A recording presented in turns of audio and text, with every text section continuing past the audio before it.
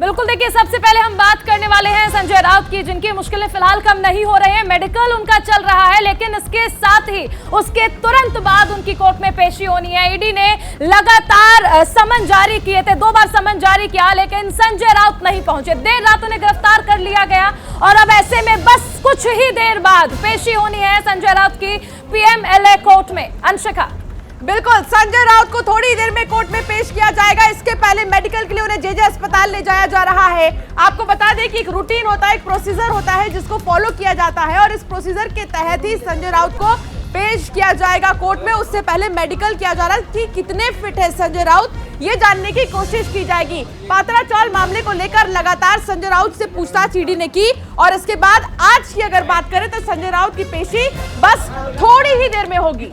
बिल्कुल, तो थोड़ी देर में इंतजार है जब पेशी होगी, क्योंकि खबर यह है कि ईडी जो है वो रिमांड की मांग कर सकती है। कुछ ग्राफिक्स हमने तैयार किए हैं, आइए जल्दी से वो ग्राफिक्स आप तक हम पहुंचा देते हैं। दरअसल पात्र चौल मामला है क्या, ये समझे। मुंबई के गोरेगांव में स्थित है ये पात्र चौल, तो जिससे जुड़ा हुआ ये पूरा मामला जो है निकलकर सामने आ रहा है। जमीन घोटाले से ये पूरा मामला जुड़ा हुआ है कि जमीन में घोटाला हुआ है। आपको हम बताएं कि गुरु आशीष कंस्ट्रक्शन को, इसका पात्र चौल को पुनर्विकसित करने का जो काम था वो मिला था और साथ ही साथ अहम जानकारी की है कि ये काम MHADA ने गुरु आशीष कंस्ट्रक्शन कंपनी को सौंपा था, जिसमें घोटाले की खबर निकलकर सामने आ रही है। साथ ही आपको बताएं कि कंपनी को पात्रा चौल में 672 किराएदारों के घरों को पुनर्विकसित करना था। कंपनी का जो काम था वो ये था। इसके अलावा कुल 47 एकड़ जमीन पर फ्लैट जो था वो रीडेवलप होने थे, लेकिन इसमें घोटाले की खबर जैसी सामने आई, गुरु आशीष कंस्ट्रक्शन ने MHADA को गुमराह किया है। आरोप ये लग रहा है कि गुमराह किया गया है कंस्ट्रक्शन कंपनी की तरफ से। बिना फ्लैट बनाए ही ये जमीन जो थी 9 बिल्डर्स को बेच दी गई, मतलब फ्लैट बने नहीं और जमीन जो थी वो बिक गई। इससे उसे 901.79 करोड़ रुपए जो थे वो मिले। तो घोटाला बहुत बड़ा है। इसके अलावा हम आपको बताएं कि इसके बाद गुरु आशीष कंस्ट्रक्शन ने, आपको बता दें कि एक मिडोज नाम से एक प्रोजेक्ट जो था वो बनाया और इस प्रोजेक्ट में घर खरीदारों से फ्लैट के लिए 138 करोड़ रुपए जो थे वो जुटाए। तो 138 करोड़ रुपए जुटाए तो आपने ग्राफिक्स के जरिए समझा कि आखिर पात्र चौल मामला जो है वो है क्या। लेकिन कुछ और ग्राफिक्स हैं जो हमने तैयार किए हैं, आइए जल्दी से वो भी आप तक हम पहुंचा देते हैं। दरअसल आप ऐसे में ये समझना बेहद जरूरी हो जाता है कि राउत पर ईडी का शिकंजा जो है वो क्यों कस रहा है, क्योंकि राउत की पत्नी की 2 करोड़ रुपए की संपत्ति जो है वो अभी तक जब्त हो चुकी है। राउत की संपत्ति जब्त हो चुकी है। इसके अलावा 1 जुलाई को ईडी के सामने दरअसल संजय राउत जो थे वो पेश हुए थे 1 जुलाई को। उसके बाद आगे क्या होता है वो भी आप समझिए।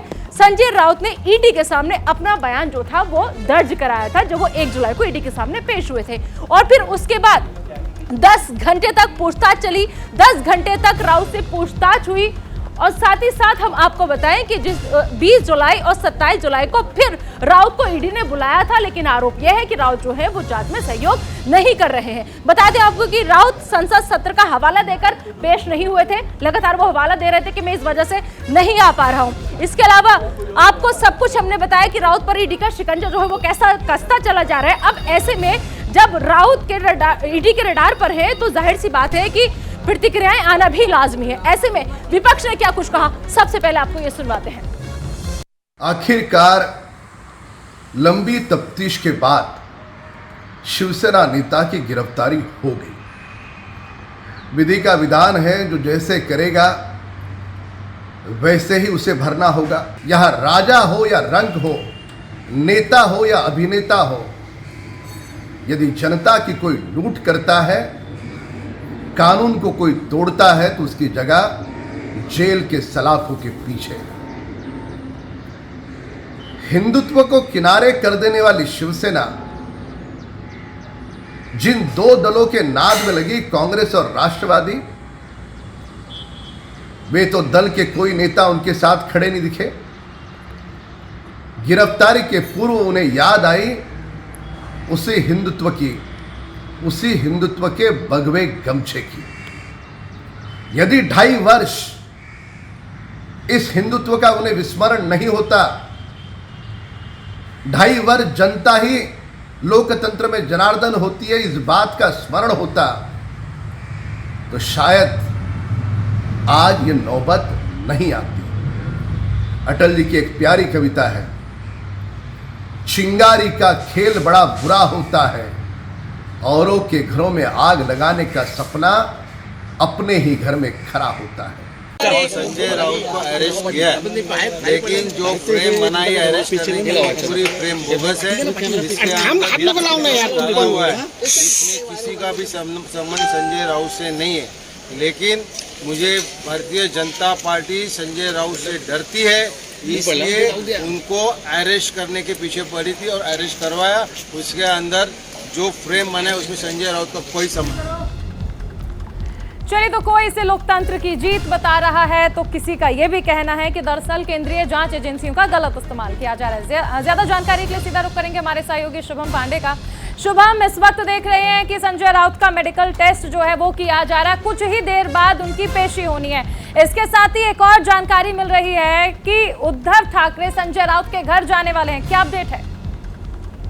देखिए, बिल्कुल ईडी के अधिकारी संजय राउत को लेकर इस वक्त ईडी दफ्तर से जेजे अस्पताल की ओर निकल चुके हैं और वहां पर उनका मेडिकल चेकअप होगा। उसके बाद 2 बजे के बाद खबर यह है कि संजय राउत को मुंबई के पीएमएलए कोर्ट में पेश किया जा सकता है। उधर शिवसेना प्रमुख महाराष्ट्र के पूर्व मुख्यमंत्री उद्धव ठाकरे संजय राउत के घर जो मुंबई के भांडुप इलाके में, वहां पर उनकी मां से मिलने पहुंचे, क्योंकि जिस तरह से सोशल मीडिया पर जो वीडियो वायरल हुआ कि संजय राउत जब ईडी दफ्तर के लिए निकल रहे थे ईडी अधिकारियों के साथ, तो उनकी मां बहुत भावुक हो चुकी रही थी। जब संजय राउत घर से बाहर निकले थे तब उनकी मां की आंखों से आंसू जो है वो टपक रहे थे। इसी वजह से अब उनका हौसला बढ़ाने के लिए, उनको आश्वासन देने के लिए इस वक्त उद्धव ठाकरे अपने काफिले के साथ भांडुप जो है वो निकल चुके हैं। कुछ देर बाद उनकी मां से मिलेंगे, उनकी पत्नी से मिलेंगे, उनकी बेटी से मिलेंगे, क्योंकि पूरा परिवार इस वक्त परेशान है, क्योंकि संजय राउत जी गिरफ्तार हो चुके हैं और थोड़ी देर बाद कोर्ट में पेश किया जाएगा। और जहां तक जानकारी है कि कोर्ट में पेश होने के बाद ईडी उनकी रिमांड मांग सकती है। लेकिन यहाँ पर देखिए, तमाम राष्ट्रवादी कांग्रेस पार्टी के जो कार्यकर्ता है, शिवसेना के कार्यकर्ता है, वो अलग अलग जगहों पर इकट्ठा होना शुरू हो चुके हैं, चाहे कोर्ट का परिसर हो, चाहे ईडी दफ्तर हो, चाहे जेजे अस्पताल हो। इस सारे लोगों का कहना यही है कि किस तरीके से ईडी लगातार जांच एजेंसियों का दुरुपयोग कर रहा है। अब तक राष्ट्रवादी कांग्रेस पार्टी के 2 मंत्री इस वक्त सलाखों के पीछे और उन्हें ईडी ने गिरफ्तार किया है। और जबकि संजय राउत जो है शिवसेना के नेता हैं, तो शिवसेना के कार्यकर्ता जो उद्धव गुट में शामिल है वो इस वक्त सड़कों पर उतरा हुआ है। जी शुभम, यहाँ पर मैं चाहूंगी, मैं देख पा रही हूँ तस्वीरों में कि आपके साथ काफी लोग इकट्ठा हैं। मैं चाहूंगी कि जरा एक बार इन लोगों से आप बातचीत कीजिए और इन लोगों से समझिए कि क्या वाकई में कहा ऐसा जा रहा है कि अगर बागी शिंदे गुट को खत्म करना है या फिर उसे स्थापित करना है, यहाँ पर हम कहेंगे तो कहीं ना कहीं संजय राउत और उद्धव को पहले खत्म करना होगा। क्या उसी चाल के जरिए या उसी रणनीति के जरिए अब आगे जो है ईडी की कार्रवाई बढ़ेगी? क्योंकि यही कहा जा रहा है कि बागी शिंदे गुट जो है, अगर उसे स्थापित करना है तो इस गुट को खत्म करना होगा। देखिए, बिल्कुल ये कार्यकर्ता जो है सड़क पर उतर के, हम शिवसेना के कार्यकर्ता हैं, राष्ट्रवादी कांग्रेस के कार्यकर्ता हैं, तमाम लोग यहाँ पर इकट्ठा हुए हैं, सुबह से ही आए हैं और टकटकी बांध के निगाहें लगा के बैठे कि आज संजय राउत के ऊपर क्या फैसला किया। ये बताइए कि उद्धव गुट जो अलग हो चुका है, शिंदे गुट अलग है, आपको लगता है कि शिंदे गुट को बनाने के लिए उद्धव ग्रुप को खत्म करने की कोशिश की जा रही है? ये तो सही बात है कि शिंदे गुट को बनाने के लिए उद्धव गुट को खत्म, लेकिन उद्धव गुट कभी खत्म नहीं होगा। ये आज से नहीं, बहुत जमाने चले आ रहा है। ये 6 महीने, जैसे शरद पवार साहब ने कहा है, 6 महीने के अंदर शिंदे गुट की सरकार गिर जाएगी। और ये कंफर्म है कि शिंदे गुट की सरकार 6 महीने में गिरेगी, क्योंकि उनका जो मंत्रिमंडल अभी तक विस्तार नहीं हुआ है। और कायदा ऐसा बोलता है कि अगर 15 मंत्री बैठेंगे तो ही आप आदेश पास कर सकते हो। यहाँ बड़े मियाँ छोटे मियाँ ये 2 जन मिल के ही कोई भी कायदा पास कर रहे हैं, तो क्या ये कानून में है ऐसा?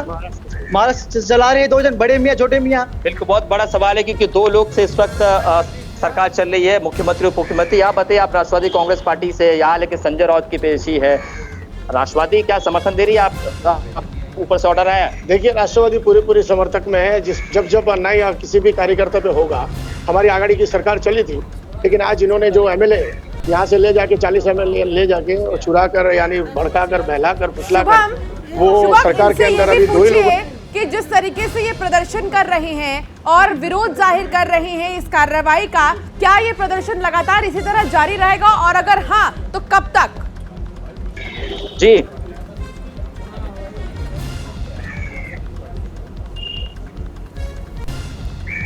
शुभम, क्या अब तक मेरी आवाज आ रही है? तो शुभम तक मेरी आवाज नहीं पहुंच पा रही। फिलहाल आपको बता दें कि उद्धव ठाकरे भी एक तरफ संजय राउत के घर के लिए रवाना हो गए हैं, तो दूसरी तरफ कोर्ट में पेशी भी होनी है संजय राउत की।